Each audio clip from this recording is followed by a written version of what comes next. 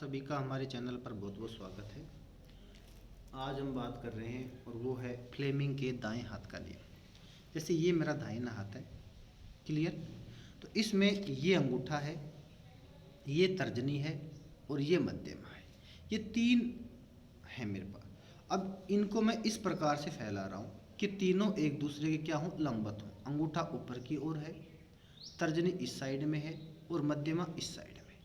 तो तीनों को इस प्रकार से फैलाया कि तीनों एक दूसरे के लंबवत रहें। उस पोजीशन में आपको जो रटना है वो ये है, आपको रटना है बी आई और F, B I F, B I और एफ, ये आपको रटना है।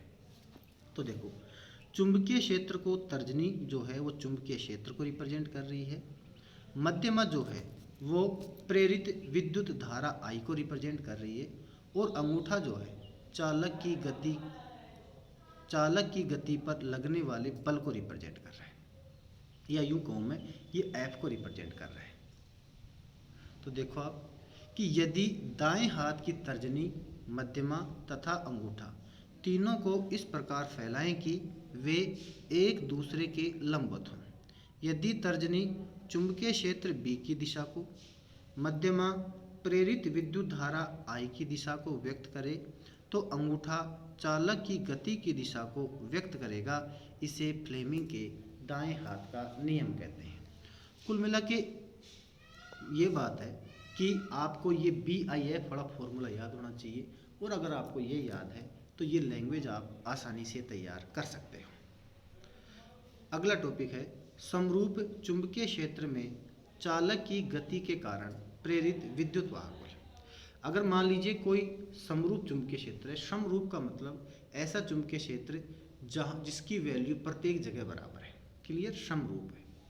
उसमें अगर कोई चालक गति कर रहा है तो उस चालक पर जिसमें कि विद्युत धारा बह रही है, वो जब चालक वहाँ गति करेगा तो उसमें कितना विद्युत वाहक बल उत्पन्न होगा, उसकी वैल्यू हम यहाँ पर देखेंगे।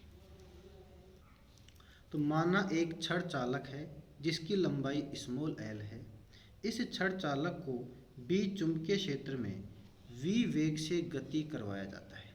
कुछ छड़ चालक मान लिया हमने, उसकी लंबाई क्या मान ली, एल मान ली, और इस छड़ चालक में हम इस छड़ चालक को बी चुंबकीय क्षेत्र में v वेग से गति करवाया जाता है। मान लो ये कुछ छड़ चालक है, इसकी लंबाई तो क्या है, एल है, और इसे किसी बी चुंबकीय क्षेत्र में v वेग से अगर हम गति करवाएं तो क्या होगा। तो इस छड़ चालक में उपस्थित गतिशील आवेश पर लगने वाला चुंबकीय बल होगा। देखो, जब चुंबकीय क्षेत्र है और छड़ चालक है और वो गति कर रहा है तो इसके अंदर आवेश भी होंगे, तो वो आवेश भी गति करते हैं, और जब ये आवेश किसी चुंबकीय क्षेत्र में गति करते हैं तो उसके ऊपर चुंबकीय बल लगता है।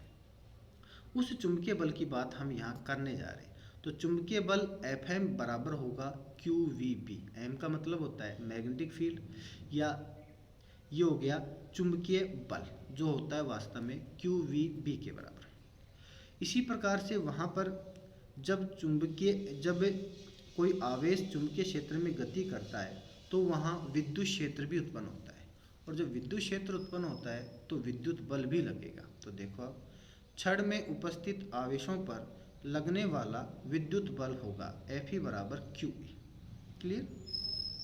तो Fe बराबर QE तो हो गया विद्युत बल, और Fm बराबर QVB हो गया चुंबकीय बल। संतुलन की स्थिति में Fm बराबर Fe होता है। Fm बराबर क्या होता है, Fe, दोनों बल आपस में बराबर हो जाएंगे। तो समीकरण 1 व 2 से QVB बराबर QF, या E बराबर हो गया, Q से Q कट गया और ये हो गया VB। यदि छड़ चालक की लंबाई स्मॉल एल हो तो उसके सिरों पर उत्पन्न विद्युत वाहक बल होगा, और वो होगा E बराबर, छोटा e बराबर EL, जहाँ E तो क्या है बेटा, E तो है विद्युत क्षेत्र और L क्या है उसकी लंबाई। तो विद्युत वाहक बल स्मॉल e बराबर हो गया EL। तो और E की वैल्यू हमारे पास यहाँ VB से आएगी। तो समीकरण 3 का मान समीकरण 4 में रखने पर E बराबर हो जाएगा VBL, समीकरण नंबर 5। और समीकरण 5 छड़ चालक में उत्पन्न प्रेरित विद्युत वाहक बल के मान को प्रदर्शित करता है। क्लियर।